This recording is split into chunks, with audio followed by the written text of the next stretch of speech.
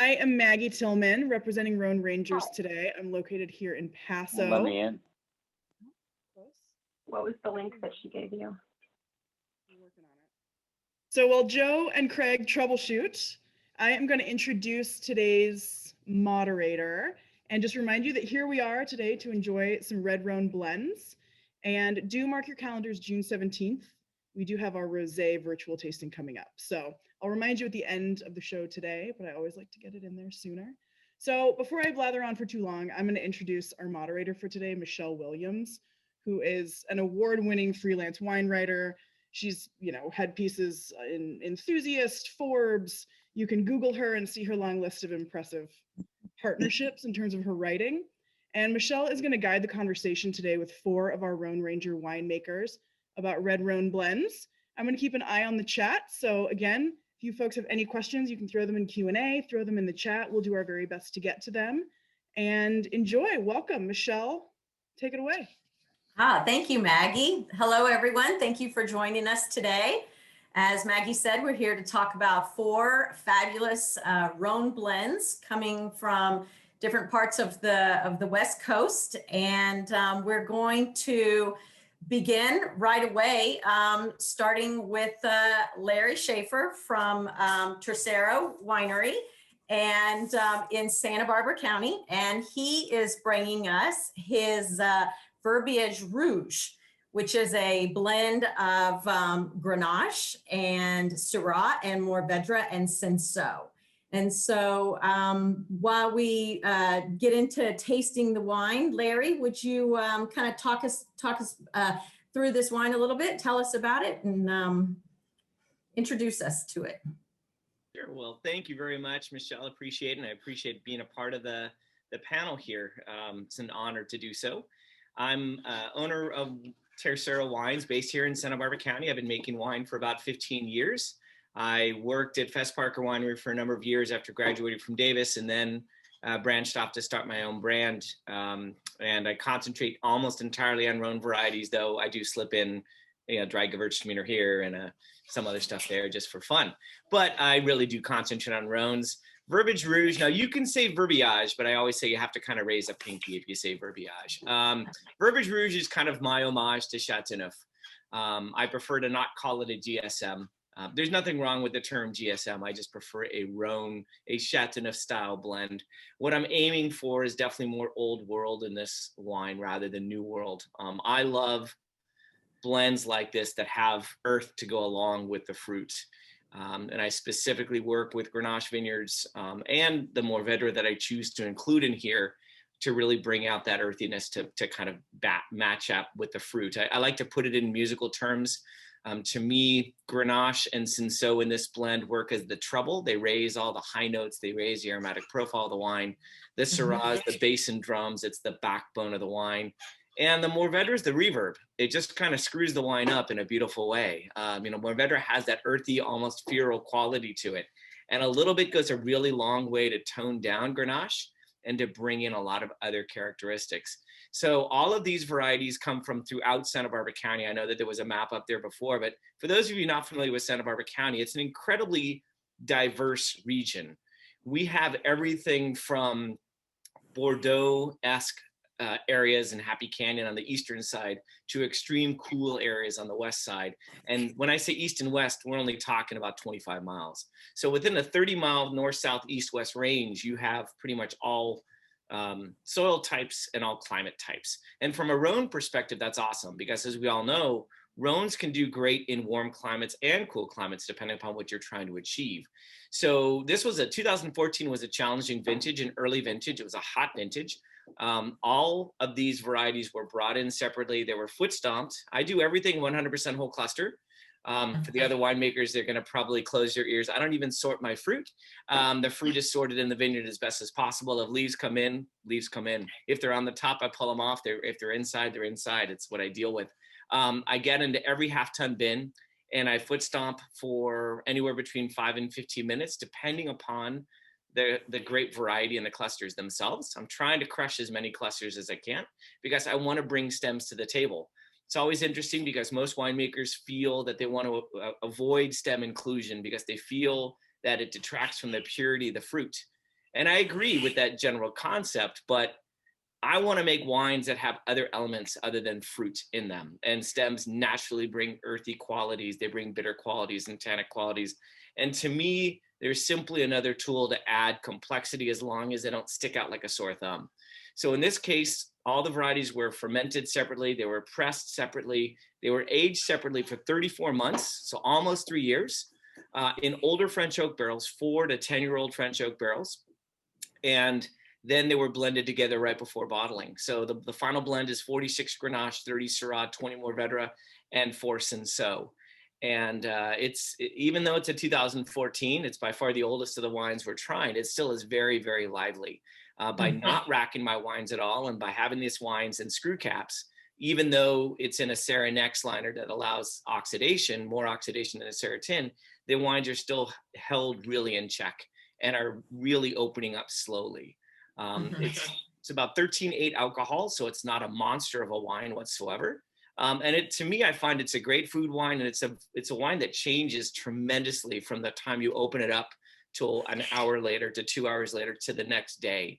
And that's what I'm trying to achieve with these wines, is kind of a pendulum, a spectrum of different flavors as you go about and let the wine open up. That's excellent. Yeah. It smells different already than when I opened it up a couple of hours ago. The aromas have changed from the original notes that I wrote down. As they should. Yeah, yeah. So when you talk about foot stomping, I have this vision of Lucy and Ethel, and so of course that's how old I am. So, why do you choose this ancient traditional style to crush your grapes? I used to not. I used to destem all my red grapes because that was kind of what everyone around me was doing. And in 2009, I decided to do a Syrah and a Grenache, 100% whole cluster foot stomped. And I'll never forget, 18 months in, it was a Syrah from the Thompson Vineyard, and I showed other winemakers the wine. It smelled like liquid smoke and canned green beans. And the other winemaker friends were like, dude, what are you gonna do? And I said, it's gonna be fine, I believe. I hope it's gonna be fine. 12 months later, I poured it at Hospice Giron, and it smelled like olive tapenade and violets, and it just needed time to integrate. It took about 36 months for me to kind of understand that. So starting with 2013, my winemaking style is definitely more old world, more reserved, in older oak for a long period of time. So I needed to build complexity organically. And I really feel stems do a really good job allowing me to do that. So like I said, I get into every half-ton bin. I take my shoes and socks off, and away I go. And whenever I say this to people, they're like, well, boy, you step onto 1,000 pounds of grapes, you got to sink in, but you actually do. Yeah. The stems work as a lattice, and they don't allow you to go very far down. So the first couple of minutes, I'm on the surface, and then I punch a hole all the way down to the bottom. Now, most wineries will take out half the fruit, and so they'll be foot stomping in like half the bin. But I do full bins every single time. I always get asked if people can foot stomp my grapes, and I always tell them no. 2 reasons why. One is liability. Every year I get stung by bees, I get bit by spiders, I get bit by yellow jackets. In 2018, I had topical nerve damage from being in 40-degree juice for about an hour. Learned a lesson not to do that again. But number 2, my favorite movie in the world is big, and I'm just never going to grow up. So if I can stomp grapes for the rest of my life, I'm a happy camper. And the reality is that my wines are unique, and that may not be a good or bad thing. It just is. I like to say. I never tell anyone that what I do is the right or wrong thing to do. It just works for me. And I really like the results. Every year it's a new learning experience. I had a winemaker this year say, well, why do you do this? And I explained to him, and he goes, what do you expect to get out of it? I said, I really don't know. Because every year it's going to be different. You're going to extract different things from the stems. And he looked at me, he goes, well, isn't that a problem? I said, what do you mean? He goes, well, my customers expect consistency in my wine. And I respect that. I totally understand that. I looked at him, I said, well, my customers are on a journey with me. Couldn't wrap his head around what I was saying. But really, to me, that's why I do what I do, is I want to express every year differently. And the mere fact that I foot stomp the grapes is going to make my wines different than other people. Not better, not worse, just unique. And that's what my goal is. Wonderful. Thank you. Do any of the other winemakers have any thoughts about Larry's wine? Anyone want to weigh in? They're sticking their nose in there. We did have one question from Don Neal for you, Larry. He was wondering what the French word for GSM blend is. I think you might have referred to something specific. I just call it a Chateauneuf du Pape blend. I mean, I prefer to call it that rather than a GSM. There's nothing wrong with calling it a GSM. My challenge is so many GSMs that are on the market, so many mass market GSMs are so fruit forward. I tend to think back to the Australians, and of course the Aussies came up with the term because they're heretics and don't want to be like anyone else. I totally get it. But when I think of these blends, I really tend to, and it's easy to make a really fruit forward blend with Grenache. It is. Grenache wants to scream bright cherry fruit. The challenge is to balance that. And I find that in Chateauneuf, more often than here, you get that garrigue and you get that earthiness and you get other things coming to kind of balance it. It's not an absolute, because there's certainly plenty of them that are there, that are made in Chateauneuf that are very fruit forward too. But there's just something, and it's always fun to kind of imagine myself being somewhere else too. How's that? That's great. And do you know by chance where this wine may be available in Los Angeles? I think that the Wine House has it on Cotner Avenue in West Los Angeles. I don't believe any other retailer has it at this point. Not that I don't want them to do, but I also do all my own sales and marketing. So I'm a one-man show. You're a busy guy. Well, the wine's wonderful. Thank you so much. All right. Joe, are you ready? Here. He disappeared again. Can you hear it? Yes. Okay, I can't I'm see ready. you, but I can hear you now. Thank you. Oh, there you are. Hi. Yeah, imagine that. don't All know what right, happened, everybody. We have I'm not owner sure. and winemaker of Plaisance Ranch. Did I say that correctly? Plaisance? Yes, you did. Yes. Plaisance. Yes, excellent. That's correct. And I believe your winery's in Willamette Valley, but the grapes that you're in the wine you're bringing us today are in Applegate Valley, correct? Southern Oregon? Actually, the ranch is in the Applegate Valley. Oh, everything is. Okay, perfect. Yes, perfect. yes. All The right. Applegate AVA, yeah. We, Yes. I started making wine in the 90s, really, just like garage wine, and became a winery in 2006. We have a large ranch, so we do cattle as well. So it's just kind of one of my passions. I am a graduate of UC Davis, but it was in animal science and chemistry. I didn't study winemaking there, but my family's from Savoie, France, so I make a lot of trips to Europe. And early on in those early trips to Europe, I caught the wine bug, and so I started making wine. And then I was a dairy farmer for 30 years, and I was looking for an escape from that, and winemaking seemed like a good choice. So we started making wine and became commercial in 2006, and it's been a good ride ever since then. Excellent. Well, I know you brought for us today your 2018 GSM blend, which is 50% Grenache, 25% Syrah, and 25% Mourvèdre, correct? Actually, the label is got some typos. It's 40-40-20. 40-40-20. Okay. In real life, yeah. That's okay. All right. Well, why don't you tell us about your wine? All our wines are destemmed. All the reds are. But the destemmer is not really efficient. So there's a lot of jacks in my ferments. There's a lot of stems, and I've wondered about getting a better destemmer, but I'm afraid to, because I think that it has a big part of what my wines are is all the stems in them. And it's in the barrel for about 20 months, each of the wines, and it's blended right at bottling. This one does have a big influence of red fruit, just what the former guy was talking about. This one is like that. I think with a little age it'll mellow out, but yeah, the red fruit of the Grenache is very apparent in this. Yeah, it's a really nice wine. It's also very herbal. Definitely get some like wild lavender, wild thyme. It's got a great nose to it, a little bit of a sweet licorice too. Yeah, it's really nice. Yeah, that's the Syrah, I think. Yeah, yeah. It's, So our Syrahs come out. So I read that you said that the mouthfeel on it, which is quite lovely, is like a good kiss. Can you talk to us more about that? What is a good kiss? We have a poet that writes a poem for every label of ours.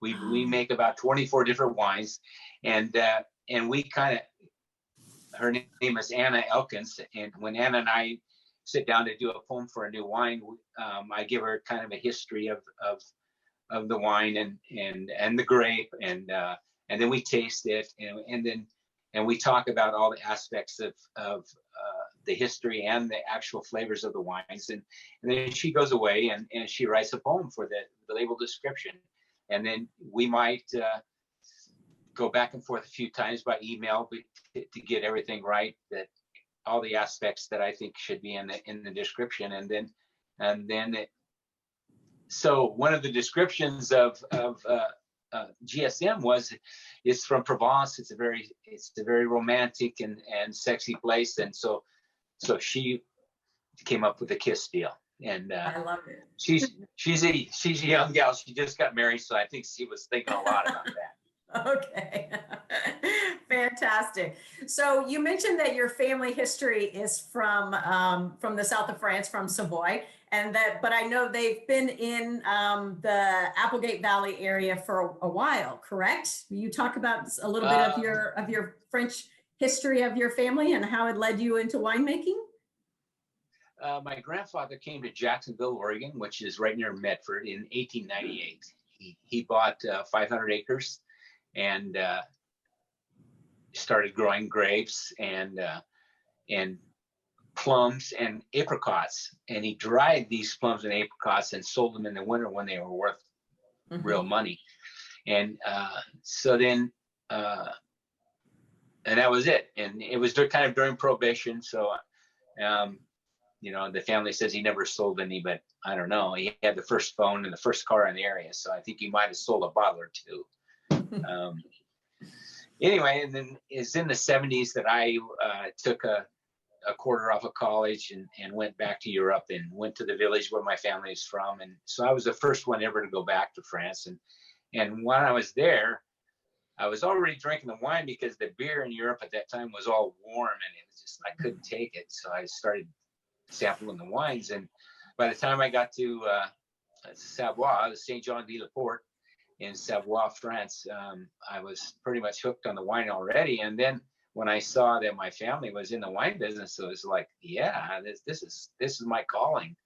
So we came back and I finished college and I tried to buy a farm to start a vineyard on, but the bankers in Southern Oregon in the early 70s would not loan any money for vineyard development. I mean, there was 3 wineries in the whole area and they were all doing poorly.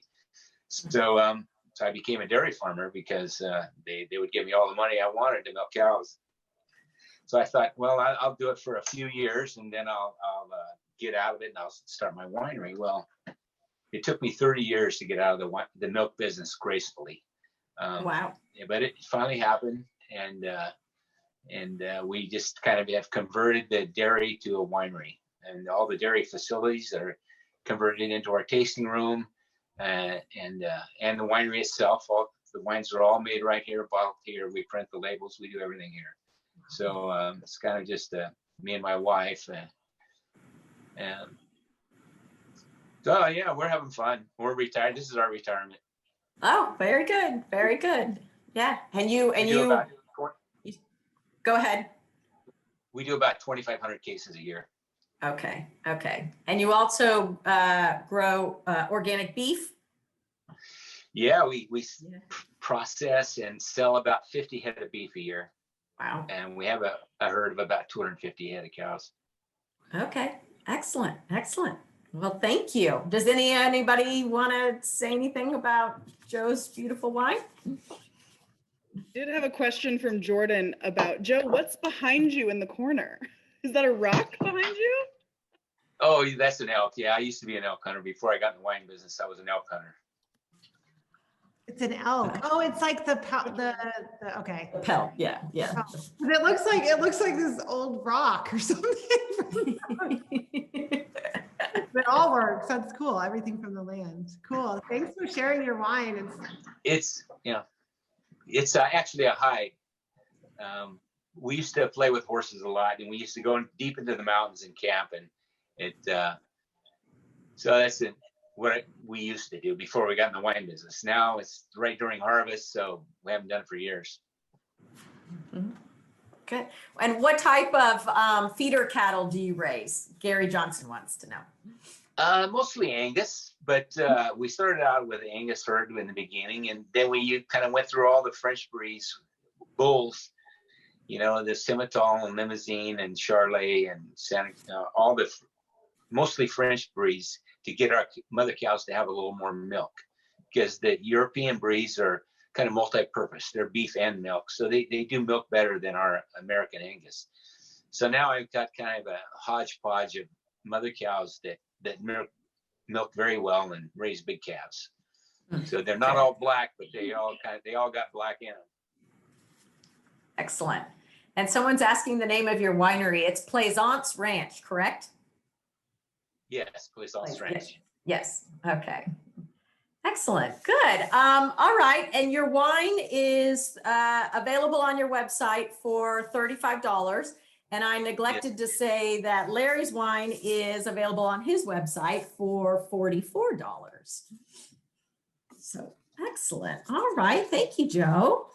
Okay. Now, Miss Jordan, we are moving on to Paso Robles with Jordan Fiorentini with Epic Winery Estates, and she has brought us today her 2017 Veracity Rhone blend, which is crafted of 47% Mourvèdre, 34% Grenache, and 19% Syrah. Is that correct? Correct. Yes. Yes. All right. So why don't you tell us a little bit about yourself and this wine, Jordan? All right. Well, it's exciting being the only one from Paso showing a Rhone blend today, because that's what a lot of us do around here. But I love that we all basically have the same varieties in our wines today as well. So you can really see a sense of place. So Epic is located on the west side of Paso Robles. We have 3 different vineyard properties, and we grow mostly Rhone variety grapes, Tempranillo and Zinfandel. And this is a picture of our Paderewski vineyard. It's our main vineyard. It's our largest vineyard. It's a historic piece of property. I won't get too much into it, but it was once owned by a famous Polish composer and statesman. His name was Ignacy Paderewski. Wow. So he planted it back in the late 1800s, and then it went fallow, and we found it back in the early 2000s and planted Rhone variety grapes here. So this picture is our Catapult Vineyard, which is the second property we added to our portfolio. It's also on the west side of Paso Robles. It is in the Willow Creek sub-district of the Paso Robles AVA, as is the Paderewski Vineyard. So both those vineyards have Willow Creek on the back label. This is a picture of my tasting notes. I do these visual tasting notes. I write them, but I also draw them. And I was going to ask you about that. I'm glad you said. It's the wine that I have featuring today, our 2017 Veracity. It is a picture of how the wine feels as it travels across my palate. It's on a 4-part quadrant, which you can kind of see. I drew that in. I'm really texturally based as a winemaker, and more specifically when I'm blending my wines. The fruit and the aromas, the flavors, all of the earthiness, all those things, they are sort of what they are. But when you blend from, in my opinion, for the texture. So texture is really hard to describe in words, much easier to describe in drawing. So this is just a picture. They're really fun in series. It's just something I do. So if you're on our wine list, you get these in the mail from me. But yeah, this is the 17 Veracity, which, as we were mentioning, is Mourvèdre Grenache heavy with a little bit of Syrah. So I like to show, it is our quote unquote GSM blend or our Southern Rhone blend. But it used to be Grenache driven, but over the years I've switched it to Mourvèdre driven. Larry, I totally echo some of the things you say. I was like, that's what I say, but I kind of say it differently, or the same reason, but kind of different. So I really, in California in general, so that means it's really truthful what I'm about to say to you, if another winemaker said it too. There's so much fruit and power from the sun that we have here, especially Paso Robles. The soils are really intense. The weather's really intense.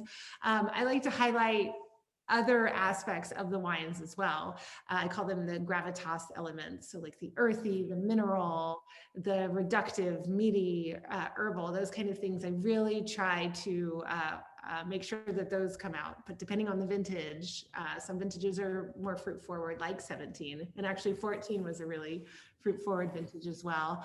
But I do ferment and age in concrete and large format barrel. I've played around with amphora. Those are all for those reasons of trying to bring out the other aspects besides fruit and oak power. Bring up other things. I do whole cluster as well. This in particular wine didn't have very much, but I have done up to 100%. I like look at the fruit and the vintage and the tannin level and what I'm trying to achieve with the blend to decide that. But yeah, this wine, 25% was aged in concrete and the rest was in a large to medium sized barrel with a small percent of new. Small percent. Okay. Excellent. Thank you. And while I'm thinking about it, since you mentioned the oak, I know I didn't ask Larry and Joe about the oak on your wine, so we will come back to that at the end if everyone would just kind of let our guests know how much oak is in your wine. But okay, so Jordan, so I know that you grew up in Georgia. And you've made wine in Georgia, the state, as well as Italy and other parts of California. And so how has that kind of all played into now how you express yourself through your wines? Wow, that's a good question. Yeah, I mean, I think we all take, as winemakers, we all take inspiration from either wines we've had, people we've talked to, places we've worked. So that's a really hard question for me to answer. But I do, in Georgia, you know, the growing conditions are much more difficult. It's much more humid. It's you have more rain. You have totally different soils, and so I do think that understanding how to make wine there has definitely influenced the style of wine, the appreciation for wine in California in general, but also that desire to highlight some of those other attributes because they are the wines are really earthy out there. In Italy, yeah, I mean, being in such a traditional winemaking region, you really kind of, sometimes I think of this when I go to Burgundy sometimes too, where it's just like, just keep it simple. You know, I really want to just like talk about the place of making the wines and really have the wines show.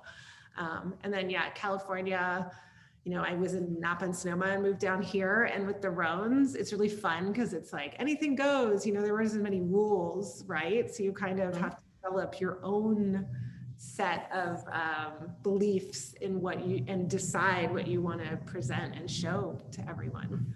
So one thing I didn't mention is we are 100% estate grown. So I oversee all the winemaking and grape growing. So we're in full control of the fruit from start to finish. Excellent. Excellent. Yeah. And there was a question about your amphoras. How many do you have and what different varieties do you use them for? So I do just have one. It's a 500 liter amphora. I have used it on everything. I've used it on Syrah, which I liked best. So our 2013 Block B had fermented and aged a portion of that wine in there. And I feel like you can, if you have that wine, you can still pick out the amphora, the earthy sort of like olive oil character that is in that wine. And I've done it on Mourvèdre. Mourvèdre is super earthy, especially in a cooler year. So I think like it was almost like too much. It's like just, I mean, if I'd gone to a warmer year, like 17 was a warmer year, and the Mourvèdre's like really fruity, but in cooler years, the Mourvèdre becomes more reductive and sort of gamey, neat driven. I've done Ginet in there. I've done Grenache. It was a little too oxidative for Grenache. So I'm, always playing around with things. I do find I prefer, I think, concrete versus amphora for my wines, just because of I'm really careful to not allow a lot of oxygen into my wine, but I still love to play. So I would do amphora with stuff that I wanted a little bit more like micro ox or had a lot of tannin. Would be. Wow. Well, yeah, both of them are fun. They're both That's nice. Yeah, it's a beautiful wine. It's definitely, there's a definite change between the first two and now that we're stepping into where Mourvedre's taken the lead. It definitely darkens the fruit and darkens the notes, but it's still very fresh and lively. Paso tends to have really dark wines. So to answer Larry's question, yeah, I'm pretty restrained as a winemaker in Paso. You can ask Maggie too. She'll know. I mean, I let the grapes express themselves, but I don't go crazy. And this is just the color that we get. We have so much sunshine. We actually don't leaf here because we have to protect the fruit from the sun. So it is just the expression of these limestone and shale, extremely rocky hillsides with the really warm days and the cool nights. So you've got grads of acid, but lots of fruit and lots of boldness in the wine. I mean, I think it's a good representation of Paso right here. Very good. David is asking if you add oak to the concrete. No, so what I do is I have, I age some of the wine in oak and then some in concrete. So it's all separate. If it was an oak, it's an oak. I don't add like, I don't know if he's asking like oak shavings or oak staves. Yeah, staves are, yeah, I'm not sure about that. We do use shade cloth, Larry, definitely on some of the west hills. Like even though we don't leaf, like we still actually want to protect the fruit because depending on the varieties, some varieties are just like out there, even though they have leaves, like Grenache, all of the fruit sets really close together and it kind of like makes all the leaves move to a different area. And so we want to protect it if it's on a hot slope. Anyway, Dan Kozo, who I know very well, but I would say bumpy and authenticity or restraint. Maybe restrained compared to other winemakers in my area on the same vintage. Yeah, I'm a little more restrained as a winemaker in general, but I am making Paso wines. What is your case production? Let's see, we're about like 7,500 cases. Good. Okay. Yeah. And one more question for you, Jordan, in terms of, do you use native yeast? Are you inoculating? What's the move? It depends on the vintage. So I love to use native yeast. It depends on, again, that same idea is like, as wanting to promote other things in the wine. I also don't want anything to get in the way of the vineyard and the vintage in the wine. So if I think that a native yeast might struggle in that fermentation and produce off flavors or not give the purity that I want in the wine, I won't use it. But on the other hand, if I know, and usually this happens once I start fermenting in a vintage, I know the ferments are going really well, I'll just start going natively because I know that we'll just carry through, and that's a great pure expression of the vineyard and the vintage if I don't have to add. I mean, I don't think that the yeast really changes the terroir of the wine, but it's nice to just let it go, Excellent. Thank you. And your wine is $70 and available through your website. So thank you, Jordan. One other thing, when we get to the Q&A at the end and everyone talks about oak, let's also, if you haven't already, talk about inoculation and what you prefer. And maybe closures too, since we have 1 Stelvin and 3 corks. All right, so last but definitely not least is Andrew Tao, correct? Is it Tao? Yes, okay. And he is the founder of the Withers Winery in Santa Rosa, California. And he has brought us today the 2017 Ruben, which is a blend of 87% Mourvèdre 8% Syrah, and 5% Grenache. Is that correct, Andrew? That is correct. Excellent. So why don't you introduce yourself and tell us about your wine? Sure. First of all, thanks for having me. It's awesome company, beautiful wines. It's a big honor to be here. So thanks so much. I am the son of teetotaler parents. I'm from Brooklyn, New York. I still live in New York, about an hour north of the city in the woods, and stumbled my way into the wine business by complete accident, having a background really as a wine lover, but not as a winemaker. Not a generational thing for me at all. Just has been one of the loves of my life since I guess I was around, well, before I was legally allowed to be drinking it. And I started buying wines from all over the world, principally California. I actually went to school in Oregon and used to drive down to Napa and Sonoma and purchase wines, and found myself gravitating to the same types of wines over and over again, which were more modest in alcohol, a little more restrained, and not, I guess, transparent in some way, not manipulated. And so that's sort of the backbone of my philosophy when I started buying wine for my own cellar, which is behind me here, and then when I accidentally met a winemaker who lives in Healdsburg and has his own winery called Anthill Farms, a guy named David Lowe, I kind of barged my way into his life, and one thing led to another. And at about, I think it was 3 or 4 in the morning, a few bourbons later, we made a trade that landed me ultimately here in front of you nice people today. And that was that I took him to Montana and taught him how to fly fish. And in return, he helped me make our first batch of wines that were never intended to be sold to the public. I had a career in a totally different industry. Don't get the wrong idea. I'm not a gazillionaire who needed to spare a way to lose $5 million, because I didn't have any money. I didn't have any experience in the industry, but what I had is a deep passion for a few things. Wine. My family, my wife and daughters are as crazy about horses as I am about wine. I'm a live music junkie, so we know a lot of musicians. We have a lot of music at our house. And we started serving our Shiner bottles of Rhone blends from El Dorado County in Eastern California and a Pinot Noir from the Anderson Valley.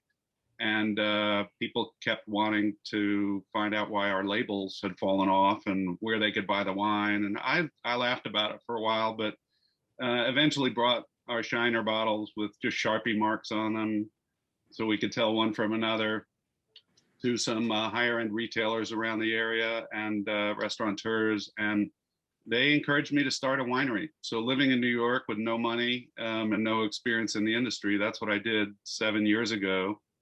And I wanted to focus on 2 things. One was Burgundy varietals, which we make from coastal vineyards in Mendocino and Sonoma counties.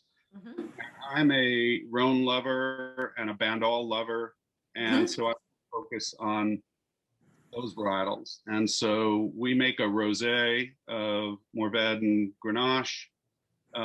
We make 3 blends under the Withers label: a Grenache blend, a Mourvedre blend that we're having here, and a Syrah blend that is Mr. Burgess. That's the name of the horse who's on our label. That's my wife's horse, rides him every day. And I got to combine my love for wine with my family's for horses, with our love for music. So we have a whole bunch of musicians who are partners in the winery and help me get started. And I am a sole proprietor. David agreed reluctantly at first to help me make the wines. So we make them in Santa Rosa. We started out just buying fruit, and then one of the vineyards from which we sourced in above Placerville, California, which is about an hour basically due east of Sacramento as you head up towards Lake Tahoe, came for sale. And so I'm a schmo from Brooklyn who's now a dirt farmer in El Dorado County. We bought 100 acres, I think 5 years ago now. I got to plant some vines, which was fun, and we've begun to introduce the first yields that are come off. We grow Mourvèdre, Grenache, Counoise, and Cinsault. We named our blends after horses we used to own, one of which was a wine called Bel Canto. Then I got threatened to be sued by some winery in Washington that had trademarked the name. The other is Mr. Burgess, which is our Your label, Syrah, right? is Mr. Burgess This, right there. this is, yes. Mr. Burgess. And Ruben was a horse we used to own. I tried to name the wines, the blends, because I do love blends, just like I love, bands and multiple pieces of music together, because the whole can be greater than the sum of the parts. And so that really my philosophy, to feature a lead varietal. So Ruben, we named after, or we named for our Mourvedre dominant wine because that horse reminded me of this grape, which is a real pain in the ass to grow. And the 10, it can be very brambly and woody if it's too ripe. It can be like unripe almonds when it isn't. So it's persnickety. And so is this horse, to the point where we actually got rid of him. And he's now a police horse in Pittsburgh. We make these wines in basically a transparent style is what I'm looking for. Our vineyard is dominated by decomposing granite and this red volcanic caldera soil. And we essentially will irrigate right when the vines are first putting out their leaves and beginning to put out their buds, and that's it. We'll dry farm the rest of the time. Nice. There's just not much water. We're talking about 3,000 foot elevation here, so you get a lot of. This is where the gold rush was in the mid 1800s. Soils, minerals, and so when we make the wines, we don't co-ferment any of the varietals. So we make the blends by hand at the end, so we can just see what sings to us the best. And a Ruben will always be, we could call it Mourvedre if we wanted to instead. It's always more than 75% Mourvedre. Sometimes it's been 100%. Just depends on the year. Sometimes the bears eat our blend grapes too, so we don't have any left, so we use more Mourvedre. So it's we sort of ride with the air currents. And so this is a cool climate vineyard because of the elevation, rather than cool climate because of its proximity to the ocean, like our Pinot and Chard and Sauv Blanc vineyards. So that's the common ground. We will pick in the middle of the night so the acids are nice and bright, and we can have our fruit on the table at by dawn or so the next morning, and then cold soak for as long as we can stretch it out, like slow fermentation. So we do those in a budwood warehouse. We use native yeasts, and then about 35% whole cluster.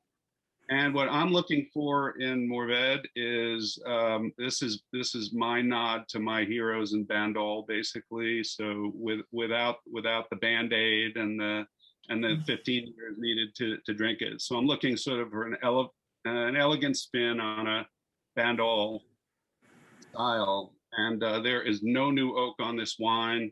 We only have neutral barrels. They range. They are both barrique size and puncheons. They're range 10 to 40 years old. I want barrels when people are ready to cut them in half and put plants in them. Because I like, hear that, everyone else. I like the texture, but not anything else that comes out of it. For our wine in particular, these are individual decisions, and as you've heard, everybody has a unique and wonderful spin on it, and that's the beauty of it all. So I'm trying to give an honest representation of the varietal and also of the terroir, basically. And we only make a couple hundred cases of it a year. It's been a super popular wine so far, and a real favorite at our house at least. Yeah, well, it's great. Yes, thank you. And it's $39.95 on your website.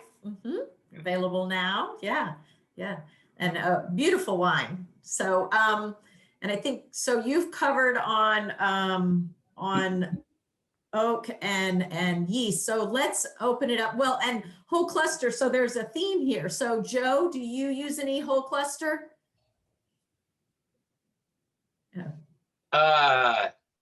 I don't use any whole clusters in these reds. No. Okay. Um, What about connections to music? but like I said before, my destemmer puts enough stems in there, so I think that Yeah. I'm good. But as far as the barrels go, all my barrels are 20 years old. I mean, I don't own a new barrel. I do have a super pressure washer that scours these barrels to where I get wood out of when I wash barrels. I get little bits of wood on the floor from the drainage. I mean, so I super scour them with very hot water, and my wines see 3 clean barrels in their lifetime. So a lot of people now are going to not racking at all and everything that. I rack. I think a little bit of air does the wine some good. So I like to rack, and I like to clean the barrels and no filtering. I'm wondering, I have a question for the other winemakers that don't ever rack.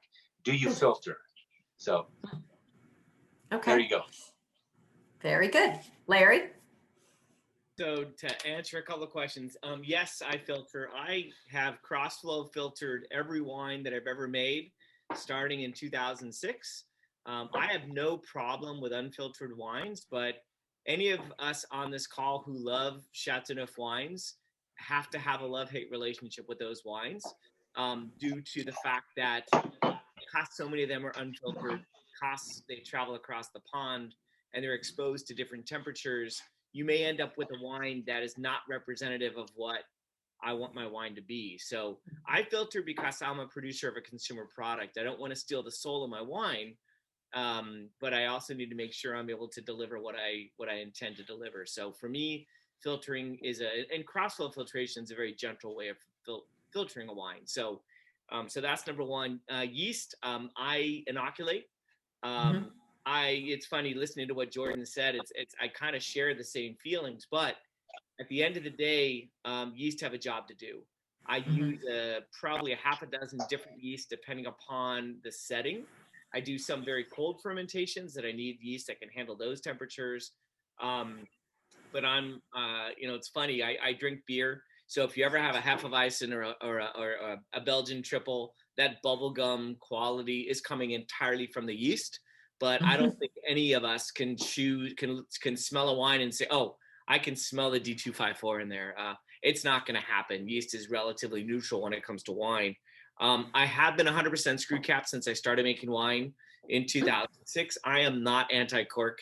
I'm very clear about that, but I can point to numerous wines I worked on at Fest Parker where 2 days after we bottled it, the wine smelled like wet cardboard or damp basement. And fortunately, most consumers don't understand what a cork wine is these days. So again, trying to provide a product as a consumer product, I need to be able to stand behind it. Screw caps are not perfect. They have issues as well, but I'm more than happy to deal with the issues that they have relative to the uncertainty of corks. Then the only other thing I wanted to mention, I'm not sure if I'm going to be able to talk again. I am president of the Santa Barbara chapter of the Rhone Rangers. We do monthly tastings as well, so we'll be doing one on light reds next week. Excellent. Oh, good. So Good. Yeah. Well, yeah, I mean, I want to open it up so that you can all kind of be conversational with each other.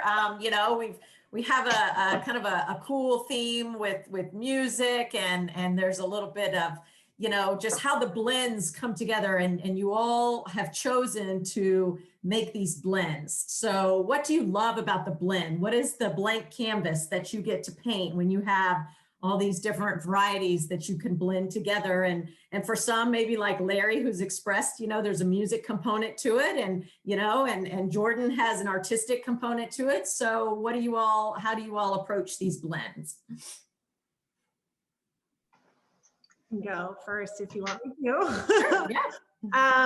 So I think it's, you know, we actually have a wine that's called our estate blend that is a blend of all the reds basically grown on our properties. And we've matched the exposure in the hillsides to the variety in the rootstock.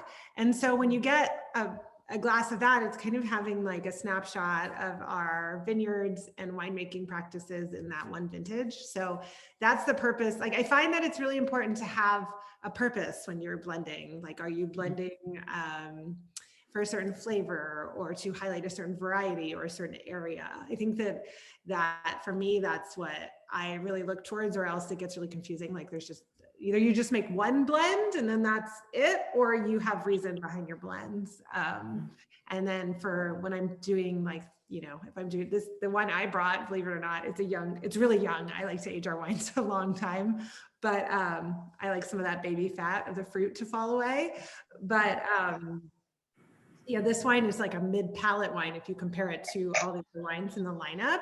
And so I also want to blend for that. And then it also affects the barrels I want to use and how long I want to age it, those kind of things, how much whole cluster I might want to use depending on the vintage. So yeah, I like to be very purposeful about it, but then not recipe-like. Yeah, yeah. Well, you said you were going for texture too, so yeah. Yes. And Andrew, you said you make 3 different Rhone inspired blends and allowing each one of the G, the S, and the M to take the lead. So what inspires you to make the 3, and what do you like about the differences of them?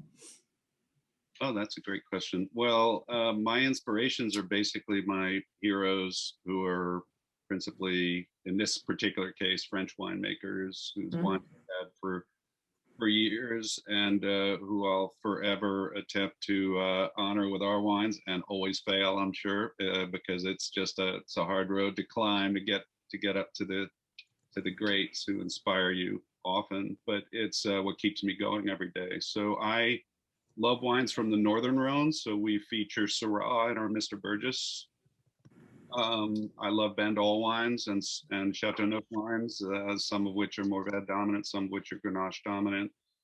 I love the beauty of all of those grapes individually. When we blend, I go in. I guess my purpose is simply to feature the varietal lead, and to blend around that in a way that's additive to it in terms of lift, profile, aromatics, body, texture. I'm a sensory person. I'm not a wine scientist. I'm a sensory person. So I react to mouthfeel more than anything. So that's what I'm looking for. And with Mourvèdre, for me, the beauty of that particular grape is it just reminds me of purpleness, really, that intersection of red and blue. And I don't want to lose that. So when we blend very carefully. And sometimes, as I said, we don't put anything in it because the Mourvèdre is just, we sit down with beakers and pour things together. I thought it was going to be impossible because there are, endless permutations. But for whatever reason, this has gone on for 7 years now. Every time we make a blend, it just kind of raises its hand when you get it right. So we just play around until we find something that really sings to us, and that again features the lead varietal, but adds nuance in it. And that's why we don't use new oak and use some whole cluster, but not a lot. We do not rack until we bottle. We don't fine or filter. So, these are, again, personal decisions. There is no right or wrong, as Larry said. That is the beauty of what we do. For me, it's the best way to transparently show what I'm shooting for, which is that representation of the lead varietal and the place from which it comes. Okay. Are you ever surprised by any of the blends as they've come together? Very, very much so. Because I'd never done it before, mostly. So each time it's a new experience. Yeah. It really is. But last year was the first time that all 3 of our blends were 100% varietal, because they were I thought they just expressed themselves and communicated in an honest way without blending. But the only time in the 7 years times 3 blends that we've done it. So it's just a, it's different every year. Yeah, it's good that you leave yourself open to that possibility. So. Completely. I have no preconceived notion when I go in. Other than that, it'll be Mourvèdre dominant. Yeah, excellent. And Joe, what about you? Are you ever surprised by any of your blends? First of all, I'd like to say that I think I found a kindred spirit in Andrew. Oh, very good. Bandol, Vacaraz, Sangare, Gigandas. I mean, this is my homeland for wine. But going to the blends, I started learning about blends just in experience. At the end of the day in the tasting room, we pour all the dregs into one bottle and take it to the house for dinner. And I was amazed at the quality of wines. And so that got me starting to experiment with blends. And in the beginning, it was all my wines were strictly varietal, and now I've got 50-50, so blends are definitely attractive and wonderful. Good, excellent. Yeah, it's fun to take a blank palette and just kind of play with it, put everything together and create your own. And like Andrew said, different every time. Yes. Wonderful. All right. Well, I think we've gotten through all the questions. So does anyone have anything that they'd like to add? Any final thoughts? Larry? Yeah, it's interesting hearing the other winemakers talking about putting blends together. And I asked the question about, are you ever surprised? Because, like this 2014, I put this blend together in 2017. It's been in bottle for 4 years. Oh, wow. Did I know how it was going to develop? I could lie and tell you that I did with certainty, but the reality is I didn't.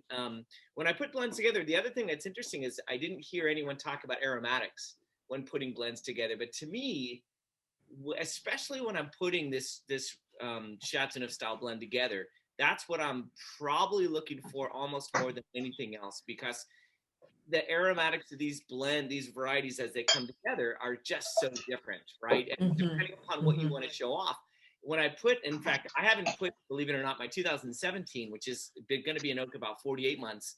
I put together the blends for that recently, and I put a blend together that was very similar to the current blend that I have in this wine.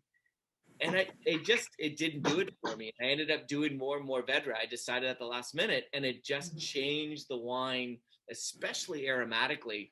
And I'm just wondering if other winemakers, like when they put blends together, do they let them sit for a couple of days and go visit them later? What's the process? Because I find it fascinating. And there's no right or wrong way to do this. I mean, regardless of your educational background, whether you have a degree or don't have a degree, it really doesn't matter. I'm always curious about the artistic approach that all of these winemakers bring to the table in terms of putting blends together, and how they determine, like, is it a couple of days after putting the blend together, they let it marry, or what's the philosophy that other people use?